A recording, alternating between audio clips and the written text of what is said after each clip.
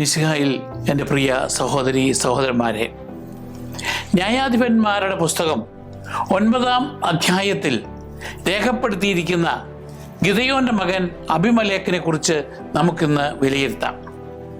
ഇസ്രായേലിനെ രക്ഷിക്കാൻ ദൈവം ഉയർത്തിയ മറ്റ് ന്യായാധിപന്മാരിൽ നിന്നും വ്യത്യസ്തമായി ദൈവത്തോടുള്ള വിധേയത്വത്തെക്കാൾ ഉപരി അധികാരമോഹത്താൽ സ്വയം അവരോധിക്കാൻ ശ്രമിച്ച ഒരു നേതാവിൻ്റെ ദുരന്തപൂർണമായ ഉദാഹരണമാണ് അബിമലേക്ക്.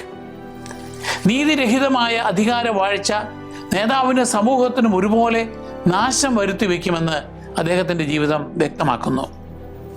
ഒഫ്രായിൽ താമസിച്ചിരുന്ന ന്യായാധിപനായ ഗിദെയോന്റെയും ഷെക്കെമിൽ നിന്നുള്ള അദ്ദേഹത്തിൻ്റെ ഒരു ഭാര്യയുടെയും മകനായിരുന്നു അബിമലേക്ക്. ന്യായാധിപന്മാർ 8:31. ഹെബ്രായ ഭാഷയിൽ അവൻ്റെ പേരിൻ്റെ അർത്ഥം എൻ്റെ പിതാവ് രാജാവാണ് എന്നാണ്. ഗിദെയോന്റെ ജീവിത സാഹചര്യത്തിൽ ഈ പേരിൽ വലിയൊരു വൈരുദ്ധ്യമുണ്ട്. മിദ്യാൻകാരെ തോൽപ്പിച്ച ശേഷം ഇസ്രായേൽ ജനത തങ്ങളുടെ മേൽ ഒരു പാരമ്പര്യ രാജഭരണം സ്ഥാപിക്കാൻ ഗിദെയോനോട് ആവശ്യപ്പെട്ടു. എന്നാൽ ഗിദെയോൻ അതിനെ ശക്തമായി നിരസിച്ചുകൊണ്ട് പറഞ്ഞു, ഞാൻ നിങ്ങളെ ഭരിക്കയില്ല, എൻ്റെ മകനും ഭരിക്കില്ല, പിന്നെയോ കർത്താവ് നിങ്ങളെ ഭരിക്കും. ന്യായാധിപന്മാർ 8:23.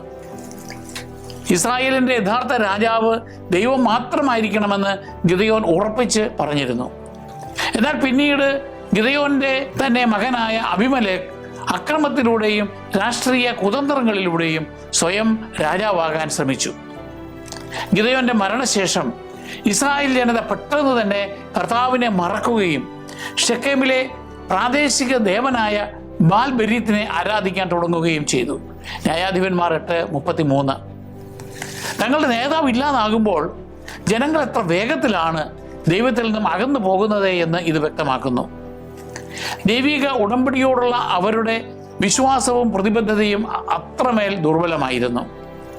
ഈ ആത്മീയ അരാജകത്വം ഒരു അവസരമായി കണ്ട് അബിമലേക്ക് രാഷ്ട്രീയ അധികാരം കൈയടക്കാൻ ശ്രമിച്ചു. അബിമലേക്കുമായുള്ള കുടുംബബന്ധം കാരണം ഷെക്കെമിലെ നേതാക്കൾ സ്വയം രാജാവാകാനുള്ള അവൻ്റെ ആഗ്രഹത്തെ സ്വാഗതം ചെയ്തു. അവൻ്റെ അമ്മയുടെ ബന്ധുക്കൾ ഷെക്കെമിലെ പ്രഭുക്കന്മാരോട് ഈ അഭ്യർത്ഥന ആവർത്തിച്ചപ്പോൾ അവൻ നമ്മുടെ സഹോദരനാണല്ലോ എന്ന് പറഞ്ഞ് അവർ അത് അംഗീകരിച്ചു. ന്യായാധിപന്മാർ 9:3. അതിനാൽ അവരുടെ തീരുമാനം ധാർമ്മിക വിവേചനത്തോടു കൂടിയോ കർത്താവിനോടുള്ള വിശ്വസ്തതയിലോ അധിഷ്ഠിതമായിരുന്നില്ല, മറിച്ച് കുലത്തോടുള്ള കൂറിലും രാഷ്ട്രീയ നേട്ടങ്ങളിലും മാത്രമായിരുന്നു. അബിമലേക്കിൻ്റെ പദ്ധതിയെ പിന്തുണയ്ക്കുന്നതിനായി അവർ ബാൽബെരീത്തിന്റെ ക്ഷേത്രത്തിൽ നിന്ന് 70 വെള്ളി നാണയങ്ങൾ അവന് നൽകി. ന്യായാധിപന്മാർ 9:4. ഉടമ്പടിയുടെ ബാൽ എന്നർത്ഥമുള്ള ബാൽ ബെരീത്ത് ഷെക്കെമിൽ ആരാധിക്കപ്പെട്ടിരുന്ന ഒരു പ്രാദേശിക കാനാന്യ ദേവനായിരുന്നു. ഈ ക്ഷേത്രത്തിൽ നിന്നും എടുത്ത പണം സൂചിപ്പിക്കുന്നത് അബിമലേക്കിൻ്റെ അധികാരാരോഹണം രാഷ്ട്രീയ ഗൂഢാലോചനയുമായി മാത്രമല്ല, ഗിദെയോന്റെ മരണശേഷം ഇസ്രായേൽക്കാർക്കിടയിൽ പടർന്ന ആത്മീയ ജീർണതയുടെയും ആയി ബന്ധപ്പെട്ടിരിക്കുന്നു എന്നാണ്. അങ്ങനെ വിഗ്രഹാരാധനയുമായി ബന്ധപ്പെട്ട പണം അക്രമത്തെയും അനീതിയെയും പ്രോത്സാഹിപ്പിക്കുന്നതിനായി ഉപയോഗിച്ചു. ആ പണം ഉപയോഗിച്ച് അബിമലേക്ക് തന്നെ പിന്തുണയ്ക്കാനായി കുറെ ഗുണ്ടകളെ വാടകയ്ക്കെടുത്തു. ന്യായാധിപന്മാർ 9:4. പണത്തിനു വേണ്ടി എന്ത് ക്രൂരതയും ചെയ്യാൻ മടിക്കാത്ത വാടക കൊലയാളികളായിരുന്നു അവർ.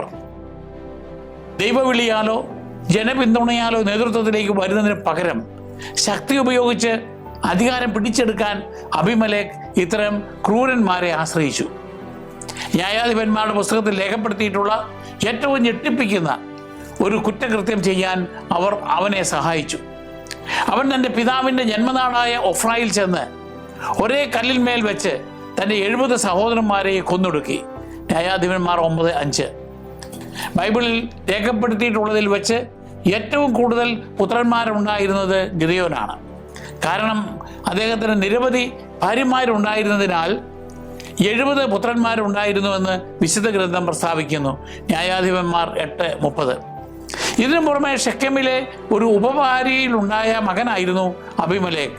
ന്യായാധിപന്മാർ 8:31. അങ്ങനെ ഏക പുത്രന്മാരുടെ എണ്ണം കുറഞ്ഞത് 71 ആയിരുന്നു. ഏറ്റവും കൂടുതൽ മക്കൾ ഉണ്ടായിരുന്നതായി 2ാം സ്ഥാനത്ത് വരുന്നത് ഇസ്രായേൽ രാജാവായിരുന്ന അഹാബാണ്.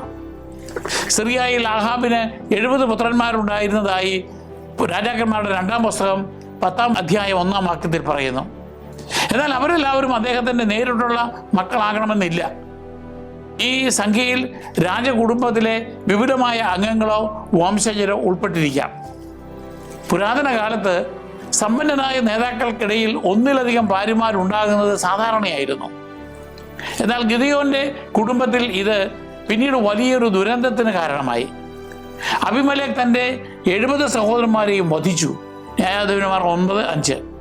തൻ്റെ ഭരണത്തെ എതിർത്തേക്കാവുന്ന എല്ലാ എതിരാളികളെയും ഇല്ലാതാക്കാനാണ് അവൻ ഈ സഹോദരന്മാരെ നിഷ്കരണം വകവരുത്തിയത്. തൻ്റെ 70 സഹോദരന്മാരെയും വധിക്കുവാൻ അബിമേലെക്ക് ഉദ്ദേശിച്ചിരുന്നെങ്കിലും ഏറ്റവും ഇളയ സഹോദരനായ യോഥാം പിടികൊടുക്കാതെ രക്ഷപ്പെട്ട് ഒളിവിൽ പോയി. ഈ കൂട്ടക്കുരുതിക്ക് ശേഷം ഷെക്കെമിലെ പ്രമുഖന്മാരും നേതാക്കളും അവിടുത്തെ സമ്പത്തിനരികെയുള്ള കരുവേലകത്തിന് സമീപം ഒത്തുകൂടി അബിമേലെക്കിനെ രാജാവായി വാഴിച്ചു. ന്യായാധിപന്മാർ 9:6. ഇസ്രായേലിന്റെ പ്രഥമ രാജാവായ സൗളിന്റെ കാലത്തിന് വളരെ മുമ്പ് തന്നെ രാജഭരണം സ്ഥാപിക്കാനുള്ള ആദ്യ ശ്രമമായിരുന്നു ഇത്.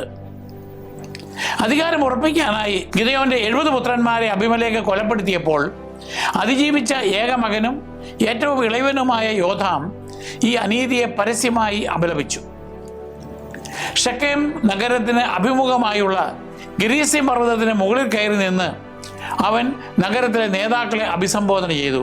ന്യായാധിപന്മാർ 9:7. ഇസ്രായേൽ ചരിത്രത്തിൽ ഉടമ്പടിപരമായി പ്രാധാന്യമുള്ള സ്ഥലമായിരുന്നു ഗിരീസിം മല. വാഗ്ദത്ത നാട്ടിൽ ഇസ്രായേൽ പ്രവേശിച്ച ശേഷം മോശയുടെ നിയമപ്രകാരമുള്ള ഉടമ്പടി പുതുക്കിയപ്പോൾ അനുഗ്രഹങ്ങൾ പ്രഖ്യാപിച്ച പർവ്വതമായിരുന്നു അത്. അവിടെ നിന്നുകൊണ്ട് യോഥാം ദൈവിക നീതിക്കായി അപേക്ഷിക്കുകയും ജനങ്ങളുടെ രാഷ്ട്രീയ പ്രവർത്തനങ്ങൾ ദൈവവിധിക്ക് സമർപ്പിക്കുകയും ചെയ്തു. ബൈബിളിലെ ആദ്യകാല രൂപകങ്ങളിൽ ഒന്നായ ഒരു ഉപമയിലൂടെയാണ് യോഥാം സംസാരിച്ചത്. വൃക്ഷങ്ങൾ തങ്ങൾക്കൊരു രാജാവിനെ അഭിഷേകം ചെയ്യാൻ ആഗ്രഹിക്കുന്നതായി കഥാരൂപത്തിൽ അദ്ദേഹം അവതരിപ്പിച്ചു. ആദ്യം അവർ ഒലിവ് മരത്തെ സമീപിച്ച് പറഞ്ഞു, ഞങ്ങളുടെ മേൽ രാജാവായിരിക്കുക. ന്യായാധിപന്മാർ 9:8. എന്നാൽ ഒലിവ് മരം അത് നിരസിച്ചുകൊണ്ട് അവരോട് പറഞ്ഞു, ദേവന്മാരെയും മനുഷ്യരെയും ഒന്നുപോലെ ബഹുമാന്യരാക്കുന്ന എൻ്റെ എണ്ണ മറന്ന് വൃക്ഷങ്ങളുടെ മേൽ വാഴുവാൻ ഞാൻ പോകണമെന്നോ? ന്യായാധിപന്മാർ 9:9. ബൈബിൾ പശ്ചാത്തലത്തിൽ ആഹാരം, വെളിച്ചം, മരുന്ന് എന്നിവയ്ക്കും പ്രത്യേകിച്ച് ആരാധനയ്ക്കും അഭിഷേകത്തിനും ഒലിവെണ്ണ അത്യാവശ്യമായിരുന്നു. അതിനാൽ അധികാരമോഹത്തിന് പകരം സ്വന്തം വിളിയോട് വിശ്വസ്തത പുലർത്തുന്ന ഉൽപാദനക്ഷമയുള്ളതും മാന്യവുമായ ഒരു നേതാവിനെ ഒലിവ് മരം പ്രതിനിധാനം ചെയ്യുന്നു. അടുത്തതായി വൃക്ഷങ്ങൾ അത്തിമരത്തോട് തങ്ങളെ ഭരിക്കാൻ ആവശ്യപ്പെട്ടു. അത്തിമരവും തൻ്റെ മധുരഫലം ഉപേക്ഷിക്കാനാവില്ലെന്ന് പറഞ്ഞ് അത് നിരസിച്ചു. ന്യായാധിപന്മാർ 9:11. ബൈബിളിൽ അത്തിമരം പലപ്പോഴും ഐശ്വര്യത്തിൻ്റെയും സമാധാനത്തെയും ദേശത്തിൻ്റെ അനുഗ്രഹങ്ങളെയും പ്രതീകപ്പെടുത്തുന്നു. 1 രാജാക്കന്മാർ 4:25, മിഖായുടെ പുസ്തകം 4-ാം അധ്യായം 4-ാം വാക്യം. ഒലിവ് മരത്തെ പോലെ രാഷ്ട്രീയ അഭിലാഷങ്ങളെക്കാൾ ഫലപ്രദമായ പ്രവർത്തനങ്ങളിലൂടെ സേവനം ചെയ്യാൻ ആഗ്രഹിക്കുന്ന നേതാക്കളെ ഇത് പ്രതിനിധാനം ചെയ്യുന്നു. തുടർന്ന് വൃക്ഷങ്ങൾ മുന്തിരിച്ചെടിയെ സമീപിച്ചു. തൻ്റെ വീഞ്ഞ് ദൈവത്തിനും മനുഷ്യർക്കും സന്തോഷം നൽകുന്നതാണെന്ന് വിശദീകരിച്ചുകൊണ്ട് മുന്തിരിച്ചെടിയും ആ പദവി നിരസിച്ചു. ന്യായാധിപന്മാർ 9:13.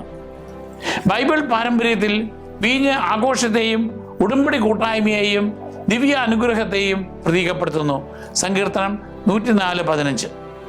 അതിനാൽ ആധിപത്യം സ്ഥാപിക്കുന്നതിന് പകരം സമൂഹത്തിൻ്റെ ജീവിതത്തെ സമ്പന്നമാക്കാൻ പ്രതിജ്ഞാബദ്ധരായ നേതാക്കളെ മുന്തിരിച്ചെടി പ്രതിനിധാനം ചെയ്യുന്നു.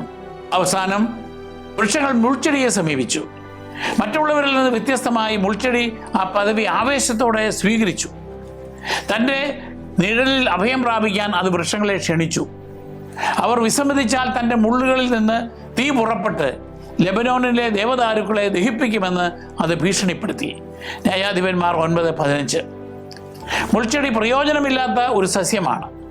അത് ഫലങ്ങളോ നിഴലോ നൽകുന്നില്ലെന്ന് മാത്രമല്ല, വേനൽക്കാലത്ത് അതിൽ പെട്ടെന്ന് തീ പിടിക്കുകയും ചെയ്യും. വിശുദ്ധ ഗ്രന്ഥത്തിൽ മുള്ളുകൾ പലപ്പോഴും പാപത്തെയും ശാപത്തെയും വിനാശകരമായ നേതൃത്വത്തെയുമാണ് സൂചിപ്പിക്കുന്നത്. ഉൽപ്പത്തി 3:18, യേശയ്യ 9:18. യോദ്ധാവിൻ്റെ ഈ ഉപമയിൽ അക്രമത്തിലും ഭീഷണിയിലും അധികാരം സ്ഥാപിച്ച അബിമേലെക്കിനെയാണ് മുൾച്ചെടി വ്യക്തമായി പ്രതിനിധാനം ചെയ്യുന്നത്. ഉപമ അവതരിപ്പിച്ച ശേഷം യോദ്ധാം അതിൻ്റെ അർത്ഥം നേരിട്ട് ഷെക്കേമിലെ ജനങ്ങൾക്ക് വ്യാഖ്യാനിച്ചു കൊടുത്തു. ന്യായാധിപന്മാർ 9:16 മുതൽ 20 വരെ വാക്യങ്ങൾ.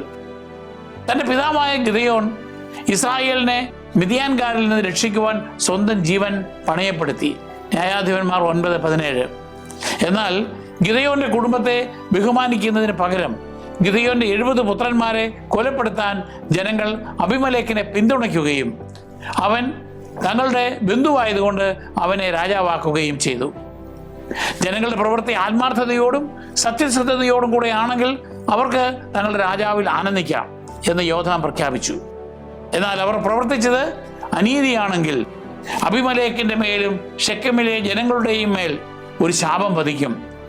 അബിമേലെക്കിൽ നിന്നും അഗ്നി പുറപ്പെട്ട് ഷെക്കെമിനെയും ഷെക്കെമിൽ നിന്നുള്ള തീ അബിമേലെക്കിനെയും നശിപ്പിക്കുമെന്ന് അവൻ പ്രവചിച്ചു. ന്യായാധിപന്മാർ 9:20. ഈ മുന്നറിയിപ്പ് നൽകിയ ശേഷം പ്രാണരക്ഷാർത്ഥം യോദ്ധാം ബീറിലേക്ക് ഓടിപ്പോയി. ന്യായാധിപന്മാർ 9:21. ന്യായാധിപന്മാരുടെ പുസ്തകം 9-ാം അധ്യായത്തിലെ പിന്നീടുള്ള സംഭവങ്ങൾ ഈ പ്രവചനം നിറവേറിയതായി കാണിക്കുന്നു. അബിമേലെക്കും ഷെക്കെമിലെ ജനങ്ങളും തമ്മിൽ തർക്കങ്ങൾ ഉണ്ടാവുകയും അത് പരസ്പരം നാശത്തിലേക്ക് നയിക്കുകയും ചെയ്തു. ന്യായാധിപന്മാർ 9:22 മുതൽ 57 വരെ വാക്യങ്ങൾ. അങ്ങനെ യോദ്ധാമിൻ്റെ ഉപമ ഒരു ധാർമ്മിക പാഠവും പ്രവചനപരമായ വിധിയുമായി മാറി. ഈ ബൈബിൾ പശ്ചാത്തലത്തിലെയും യഹൂദ പാരമ്പര്യത്തിലെയും ഇതിൻ്റെ അർത്ഥം നോക്കാം. ബൈബിളിലെ ആദ്യകാല രാഷ്ട്രീയ രൂപകങ്ങളിൽ ഒന്നായി യഹൂദ വ്യാഖ്യാതാക്കൾ യോദ്ധാമിൻ്റെ ഉപമയെ കണക്കാക്കുന്നു. സമൂഹത്തിന് യഥാർത്ഥത്തിൽ പ്രയോജനം ചെയ്യുന്ന യോഗ്യരായ വ്യക്തികൾ പലപ്പോഴും അധികാരത്തിൽ നിന്ന് ഒഴിഞ്ഞു മാറുന്നു. കാരണം അവർ ഇതിനകം തന്നെ അർത്ഥവത്തായ സേവനങ്ങളിൽ ഏർപ്പെട്ടിരിക്കുകയാണ്. ഇതിന് വിപരീതമായി സദ്ഗുണങ്ങളില്ലാത്തവർ അധികാരത്തിനായി മത്സരിക്കുന്നു. ഈ ഉപമ ആഴമേറിയ മറ്റൊരു ബൈബിൾ തത്വത്തെയും പ്രതിഫലിപ്പിക്കുന്നു. നേതൃത്വം ഉണ്ടാകേണ്ടത് സേവനത്തിൽ നിന്നായിരിക്കണം, അല്ലാതെ അധികാര മോഹത്തിൽ നിന്നല്ല. ഒലിവ് മരവും അത്തിമരവും മുന്തിരിച്ചെടിയും സമൂഹത്തെ പരിപോഷിപ്പിക്കുന്ന ഫലപ്രദമായ നേതൃത്വത്തെ പ്രതീകപ്പെടുത്തുന്നു. എന്നാൽ മുൾച്ചെടി പ്രതീകപ്പെടുത്തുന്നത് തന്ത്രങ്ങളിൽ വളരുകയും ഒടുവിൽ ജനങ്ങളെ ദ്രോഹിക്കുകയും ചെയ്യുന്ന വിനാശകരമായ നേതൃത്വത്തെയാണ്. വിശാലമായ ബൈബിൾ പാരമ്പര്യത്തിൽ അക്രമത്തിലൂടെയോ അഹങ്കാരത്തിലൂടെയോ അധികാരം നേടുന്ന ഭരണാധികാരികൾക്കെതിരായുള്ള ഒരു മുന്നറിയിപ്പായി ഈ ഭാഗം നിലകൊള്ളുന്നു. രാഷ്ട്രീയ തീരുമാനങ്ങൾ നീതിയിലും കൃതജ്ഞതയിലും ദൈവത്തിൻ്റെ ഉടമ്പടിയോടുള്ള വിശ്വസ്തതയിലും അധിഷ്ഠിതമായിരിക്കണമെന്ന് ഇത് ദൈവജനത്തെ ഓർമ്മിപ്പിക്കുന്നു. ഈ തത്വങ്ങൾ അവഗണിക്കപ്പെടുമ്പോൾ നേതൃത്വം മുൾച്ചെടിക്ക് സമാനമാകുന്നു. അത് യഥാർത്ഥ സംരക്ഷണം നൽകുന്നില്ലെന്ന് മാത്രമല്ല, അതിൽ വിശ്വസിക്കുന്ന ഏവർക്കും ഒടുവിൽ നാശം വരുത്തിവെക്കുകയും ചെയ്യുന്നു. അക്രമത്തിലൂടെ അധികാരം നേടി പിടിച്ചെടുക്കുകയും ഷെക്കേമിൽ സ്വയം രാജാവായി പ്രഖ്യാപിക്കുകയും ചെയ്ത ശേഷം അബിമേലെക്ക് 3 വർഷം ഭരണം നടത്തി.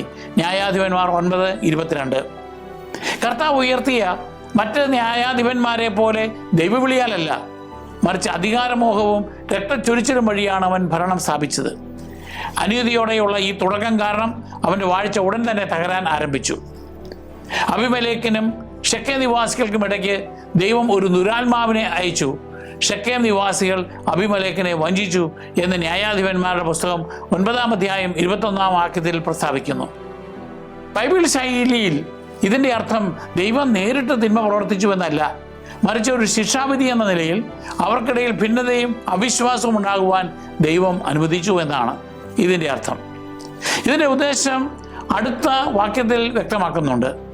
അങ്ങനെ ജെറുബ്ബാലിൻ്റെ 70 മക്കളോട് ചെയ്ത അക്രമത്തിന് പ്രതികാരമുണ്ടായി. അവരുടെ രക്തം ഘാതകനായ അബിമേലെക്കിൻ്റെയും കൂട്ടുനിന്ന ഷെക്കേംകാരുടെയും മേൽ പതിച്ചു. ന്യായാധിപന്മാർ 9:24. കുറ്റകൃത്യത്തിൽ അബിമേലെക്കിനും ഷെക്കേമിലെ നേതാക്കൾക്കും ഒരുപോലെ പങ്കുണ്ടായിരുന്നു. അബിമേലെക്കാണ് ആ കൂട്ടക്കൊല നടപ്പിലാക്കിയത് എങ്കിലും ഷെക്കേമിലെ നേതാക്കൾ അവനെ പിന്തുണയ്ക്കുകയും പ്രോത്സാഹിപ്പിക്കുകയും ചെയ്തു. വിശുദ്ധ ഗ്രന്ഥത്തിൽ പലപ്പോഴും കാണുന്നത് പോലെ അനീതിക്കായി ഒത്തുചേരുന്നവർ ഒടുവിൽ പരസ്പരം ശത്രുക്കളായി മാറുന്നു. ഷെക്കേമിലെ നേതാക്കൾ താമസിയാതെ അബിമേലെക്കിനെതിരെ തിരിയാൻ തുടങ്ങി. തുടക്കത്തിൽ പരസ്യ കലാപത്തിന് പകരം രഹസ്യവും പരോക്ഷവുമായ മാർഗങ്ങളാണ് അവർ സ്വീകരിച്ചത്. ഷെക്കെമിന് ചുറ്റുമുള്ള മലനിരകളിലെ പാതകളിൽ അവർ ആളുകളെ പതിയിരുത്തി. ന്യായാധിപന്മാർ 9:25. നഗരത്തിന് അടുത്തുള്ള കുന്നുകളിലൂടെ കടന്നുപോകുന്ന ഇടുങ്ങിയ വ്യാപാര പാതകളായിരുന്നു അവ. അവിടെ ഒളിച്ചിരുന്നവർ ആ വഴി കടന്നുപോയ യാത്രക്കാരെ ആക്രമിക്കുകയും കൊള്ളയടിക്കുകയും ചെയ്തു. ഇത്തരം പ്രവൃത്തികൾക്ക് 2 ലക്ഷ്യങ്ങളുണ്ടായിരുന്നു. ഒന്നാമതായി, വ്യാപാരികൾക്കും യാത്രക്കാർക്കും സുരക്ഷിതമായി സഞ്ചരിക്കാൻ കഴിയാതെ വന്നതോടെ ആ പ്രദേശത്ത് സാമ്പത്തികവും സാമൂഹികവുമായ അരാജകത്വമുണ്ടായി. രണ്ടാമതായി, ക്രമസമാധാനം നിലനിർത്തുകയും പാതകൾ സംരക്ഷിക്കുകയും ചെയ്യേണ്ടത് ഒരു രാജാവിൻ്റെ ഉത്തരവാദിത്വമായതിനാൽ ഈ ആക്രമണങ്ങൾ അബിമലേക്കിൻ്റെ ഭരണാധികാരി എന്ന നിലയിലുള്ള സൽപ്പേരിന് കളങ്കമുണ്ടാക്കി. തൻ്റെ ഭരണത്തിന് കീഴിൽ യാത്രക്കാർ കൊള്ളയടിക്കപ്പെടുന്നത് അവനെ ദുർബലനും ഭരണപ്രാപ്തി ഇല്ലാത്തവനുമായി ചിത്രീകരിക്കുവാൻ കാരണമാക്കി. ഈ കൊള്ളകളെ പ്രോത്സാഹിപ്പിക്കുക വഴി ഷെക്കെമിലെ നേതാക്കൾ അബിമലേക്കിൻ്റെ അധികാരം നിശബ്ദമായി തകർക്കാനും അവനെതിരെ പരസ്യ കലാപത്തിന് വഴിമരുന്നിടാനുമാണ് ശ്രമിച്ചത്. വർദ്ധിച്ചു വന്ന ഈ സംഘർഷം ഒടുവിൽ വലിയ പോരാട്ടത്തിലേക്ക് നയിച്ചു. ഈ സമയത്താണ് ഏബേദിൻ്റെ മകനായ ഗാൽ എന്ന പുതിയ ഒരാൾ ഷെക്കെമിൽ പ്രത്യക്ഷപ്പെട്ടത്. അവൻ തൻ്റെ അനുയായികളോടൊപ്പം നഗരത്തിലെത്തിയപ്പോൾ ഷെക്കെമിലെ നേതാക്കൾ അവനിൽ വിശ്വാസം അർപ്പിക്കാൻ തുടങ്ങി. ന്യായാധിപന്മാർ 9:26. അവൻ്റെ കുടുംബ പശ്ചാത്തലത്തെക്കുറിച്ച് ബൈബിൾ വിശദ വിവരങ്ങൾ നൽകുന്നില്ല. എങ്കിലും അവൻ്റെ പേര് സൂചിപ്പിക്കുന്നത് അവനൊരു ഇസ്രായേലിൻ അല്ലെന്നും ഒരു കാനാന്യനോ അല്ലെങ്കിൽ ഷെക്കെമിലെ തന്നെ പ്രാദേശിക നേതാവോ ആയിരിക്കാമെന്നാണ്. അവൻ്റെ പിതാവിൻ്റെ പേരായ ഏബദ് എന്ന വാക്കിന് ദാസൻ എന്ന് മാത്രമാണ് അർത്ഥം.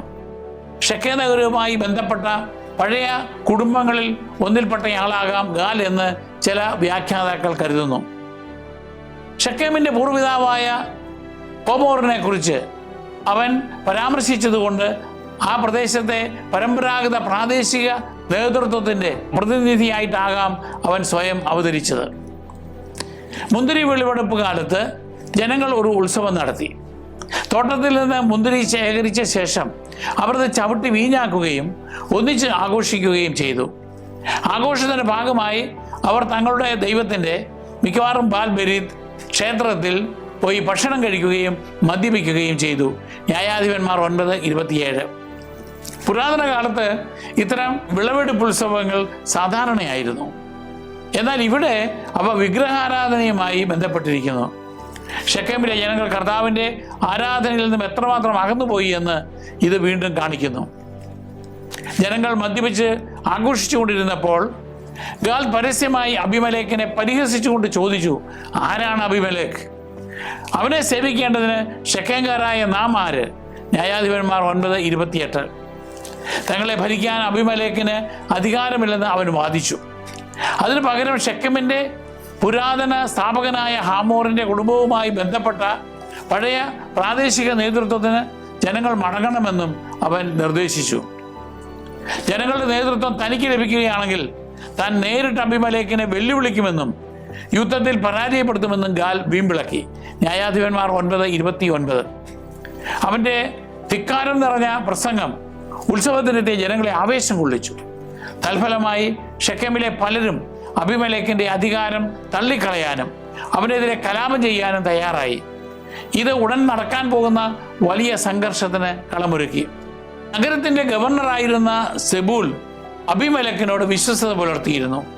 ഗാലിൻ്റെ അഹങ്കാരം നിറഞ്ഞ വാക്കുകൾ കേട്ടപ്പോൾ അവൻ രഹസ്യമായി ദൂതന്മാരെ അയച്ച് അബിമലേക്കിന് മുന്നറിയിപ്പ് നൽകുകയും നഗരത്തെ പെട്ടെന്ന് ആക്രമിക്കാൻ ഉപദേശിക്കുകയും ചെയ്തു. ന്യായാധിപന്മാർ 9:30 മുതൽ 33 വരെ വാക്യങ്ങൾ. ഈ പദ്ധതി അനുസരിച്ച് അബിമലേക്കും അവൻ്റെ സൈന്യവും രാത്രിയിൽ ഷെക്കെമിന് വെളിയിൽ പതിയിരുന്ന് ആക്രമണത്തിന് തയ്യാറെടുത്തു. സൂര്യോദയ സമയത്ത് നഗരവാതിൽക്കൽ നിന്ന ഗാൽ കുന്നുകളിൽ നിന്ന് സൈനികർ വരുന്നത് ശ്രദ്ധിച്ചു. ആദ്യം ഗവർണർ സെബൂൽ ഇത് വെറും നിഴലുകൾ മാത്രമാണെന്ന് പറഞ്ഞ് അവൻ്റെ ആശങ്കകളെ തള്ളിക്കളഞ്ഞു. ന്യായാധിപന്മാർ 9:36. എന്നാൽ സൈന്യം വ്യക്തമായി ദൃശ്യമായപ്പോൾ സെബൂൽ ഗാലിനെ പരിഹസിക്കുകയും യുദ്ധക്കളത്തിൽ തൻ്റെ വാക്കുകൾ തെളിയിക്കാൻ അവനെ വെല്ലുവിളിക്കുകയും ചെയ്തു. ന്യായാധിപന്മാർ 9:38. ഗാൽ ഷെഖേമിലെ സൈന്യത്തെ യുദ്ധത്തിന് നയിച്ചെങ്കിലും അബിമേലെക്ക് അവരെ നിർണായകമായി പരാജയപ്പെടുത്തി. അനേക സൈനികർ യുദ്ധത്തിൽ കൊല്ലപ്പെടുകയും ഗാൽ ഓടിപ്പോവുകയും ചെയ്തു. തുടർന്ന് സെബൂൾ ഗാലിനെയും അവൻ്റെ അനുയായികളെയും നഗരത്തിൽ നിന്ന് പുറത്താക്കി. ന്യായാധിപന്മാർ 9:39-41 വാക്യങ്ങൾ. സംഘർഷം അവിടെയും അവസാനിച്ചില്ല. അടുത്ത ദിവസം ഷെഖേമിലെ ജനങ്ങൾ വയലുകളിലേക്ക് പോയപ്പോൾ അബിമേലെക്ക് തൻ്റെ സൈന്യത്തെ 3 സംഘങ്ങളായി തിരിച്ച് പതിയിരുന്ന് മറ്റൊരു ആക്രമണം നടത്തി. ന്യായാധിപന്മാർ 9:42-44 വരെ വാക്യങ്ങൾ. കഠിനമായ പോരാട്ടത്തിനൊടുവിൽ അവർ നഗരം പിടിച്ചെടുക്കുകയും നഗരവാസികളെ കൊലപ്പെടുത്തുകയും ഷെഖേമിനെ പൂർണ്ണമായും നശിപ്പിക്കുകയും ചെയ്തു. അബിമേലെക്ക് ആ നഗരത്തിൽ പ്രതീകാത്മകമായി ഉപ്പ് വിതറി. ന്യായാധിപന്മാർ 9:45. പുരാതന മധ്യപൂർവ്വ ദേശങ്ങളിൽ ഈ പ്രവൃത്തി ആ ദേശത്തിലുള്ള ഒരു ശാപത്തെയാണ് പ്രതീകപ്പെടുത്തുന്നത്. ആ നഗരം ഇനി ഒരിക്കലും ജനവാസയോഗ്യമോ ഉൽപാദനക്ഷമമോ ആകാതെ വിജനമായി കിടക്കട്ടെ എന്നാണ് ഇതിലൂടെ അർത്ഥമാക്കുന്നത്. ഷെഖേമിലെ ഗോപുരവാസികൾ ഇത് കേട്ടപ്പോൾ എൽ ബെറീത്ത് ക്ഷേത്രത്തിൻ്റെ കോട്ടയിൽ കടന്നു. മുമ്പ് അവർ ഉത്സവം ആഘോഷിക്കുകയും അബിമേലെക്കിനെ ശപിക്കുകയും ചെയ്ത അതേ ബാൽ ബെരീത്ത് ആരാധനാലയമായിരുന്നു അത്. അറിഞ്ഞ അബിമേലെക്ക് സൽമോൻ മലയിലേക്ക് പടയാളികളുമായി പോയി. അവൻ കോടാലി കൊണ്ട് ഒരു കെട്ട് വിറക് വെട്ടിയെടുത്തു. അത് തൻ്റെ തോളിലെടുത്ത് കൂടെയുള്ളവരോട് താൻ ചെയ്യുന്നത് പോലെ വേഗം ചെയ്യുവാൻ പറഞ്ഞു. അവർ ഓരോ കെട്ട് വിറക് വെട്ടി അബിമേലെക്കിൻ്റെ പിന്നാലെ ചെന്ന് കോട്ടയോട് ചേർത്തിട്ട് തീ വെച്ചു. സ്ത്രീകളും പുരുഷന്മാരും ഉൾപ്പെടെ 1000-ഓളം വരുന്ന ഷെഖേം ഗോപുര നിവാസികളെല്ലാം കൊല്ലപ്പെട്ടു. ന്യായാധിപന്മാർ 9:49. ഗിദെയോന്റെ പുത്രനായ യോഥാം നൽകിയിരുന്ന പ്രവചനം ഈ ദാരുണ സംഭവത്തിലൂടെ നിറവേറി. ഷെഖേമിലെ ജനങ്ങൾ അനീതിയാണ് പ്രവർത്തിച്ചത് എങ്കിൽ അബിമേലെക്കിൽ നിന്ന് തീ പുറപ്പെട്ട് അവരെ ദഹിപ്പിക്കുമെന്ന് തൻ്റെ ഉപമയിലൂടെ അവൻ പ്രഖ്യാപിച്ചിരുന്നു. ഷെഖേമിലെ ഗോപുരം അഗ്നിക്ക് ഇരയാക്കിയതും നഗരത്തിൻ്റെ സമ്പൂർണ്ണ നാശവും യോഥാമിൻ്റെ പ്രവചന സത്യമായി തീർന്നുവെന്ന് തെളിയിച്ചു. ഷെഖേം നശിപ്പിച്ചതിന് ശേഷം അബിമേലെക്ക് അടുത്തുള്ള തേബസ് നഗരം ആക്രമിച്ചു. അവിടുത്തെ ജനങ്ങൾ ശക്തമായ ഒരു ഗോപുരത്തിനുള്ളിൽ അഭയം പ്രാപിച്ചു. അത് കത്തിക്കാനായി അബിമേലെക്ക് അടുത്തേക്ക് ചെന്നപ്പോൾ ഗോപുരത്തിന് മുകളിൽ നിന്നൊരു സ്ത്രീ ഒരു തിരികല്ല് താഴേക്കിടുകയും അത് അവൻ്റെ തലയൊട്ടി തകർക്കുകയും ചെയ്തു. ന്യായാധിപന്മാർ 9:53. താൻ മരിക്കാൻ പോകുകയാണെന്ന് മനസ്സിലാക്കിയ അബിമേലെക്ക് തൻ്റെ ആയുധ വാഹകനെ വിളിച്ച് പ്രകാരം പറഞ്ഞു, ഒരു സ്ത്രീ എന്നെ കൊന്നു എന്ന് എന്നെക്കുറിച്ച് പറയാതിരിക്കാൻ നിന്റെ വാൾ ഊരി എന്നെ കൊല്ലുക. ന്യായാധിപന്മാർ 9:54. അവൻ്റെ ഭൃത്യൻ അത് അനുസരിച്ചു. അങ്ങനെ അബിമേലെക്ക് മരിച്ചു.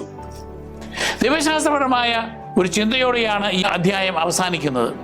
തൻ്റെ 70 സഹോദരന്മാരെ കൊലപ്പെടുത്തിയതിലൂടെ പിതാവിനോട് ചെയ്ത ദ്രോഹത്തിന് അബിമേലെക്കിന് ദൈവം തക്ക ശിക്ഷ കൊടുത്തു.